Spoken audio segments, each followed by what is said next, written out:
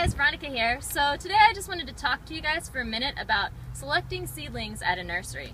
Now you go to a big plant store like this and there's all kinds of beautiful green things for you to buy, and it's very easy to go overboard and just like buy a bunch of stuff without a plan. So let's not do that.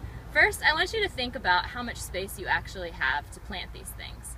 Now once you come to the nursery with kind of a shopping list in mind as far as, are you going to be planting tomatoes or peppers or whatever, it's worth it to actually look at the plants when you're buying them, because a lot of times I'll get my heart set on a variety and not really have a plan for it once I get home, and there'll only be like one or two of those plants left.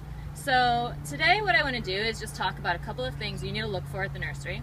The first thing that I look for is there any insect damage on the plant? Is there any sign of insects living in this plant? And a lot of times you can see both of these. I don't even know that you can get see it close enough. But so sometimes you'll see ants crawling around. Ants are totally normal in a nursery.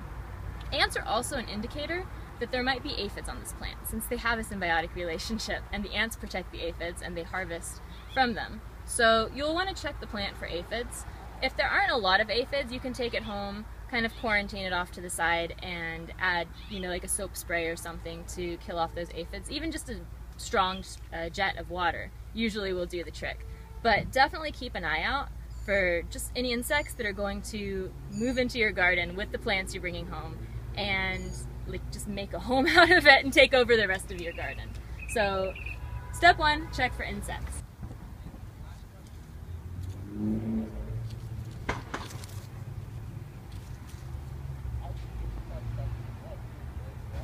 Step two, if a plant looks really nice and green and healthy, but it's you can kind of squeeze the pot and see if the pot feels really tight. Because if the pot's bulging, there's a strong chance this plant is going to be root bound. Now, that doesn't mean that you shouldn't buy the plant, but you do want to check and see what the root structure looks like. So I gently squeeze the pot, very gently, and then grab it somewhere near the base of the plant. If you're looking at a plant that's really tiny, barely has any stem here, don't go yanking it out at the nursery, because the nursery people are going to kick you out and tell you to never come back.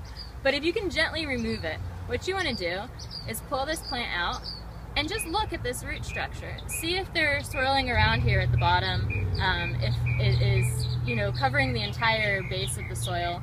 You can still buy that plant and plant it at home, but what you're going to need to do when you get home is to just untangle these roots really gently and kind of give them space to spread out so that they don't continue wrapping the bottom of that. So if you get a plant like this home, you'll want to put it in a bigger pot or in the ground pretty soon versus leaving it on a windowsill or in a greenhouse if you have one. So step two, check if they're root bound.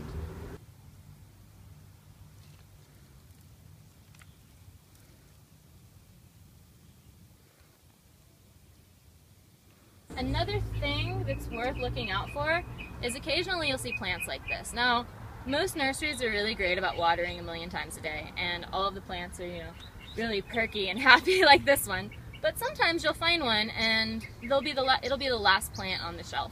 So what I do is I just get this home and I water it, or I'll probably water it in the car, to be honest, because I want this variety. It was the last Alpine White Soul variety that they had of the strawberry. So rather than saying, no, that plant's dying, well, it's not dying, it's just dehydrated. Give it a little water, it'll perk back up.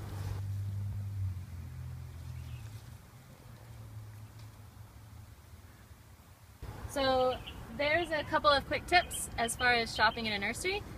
Go out there and find some great plants, and happy gardening.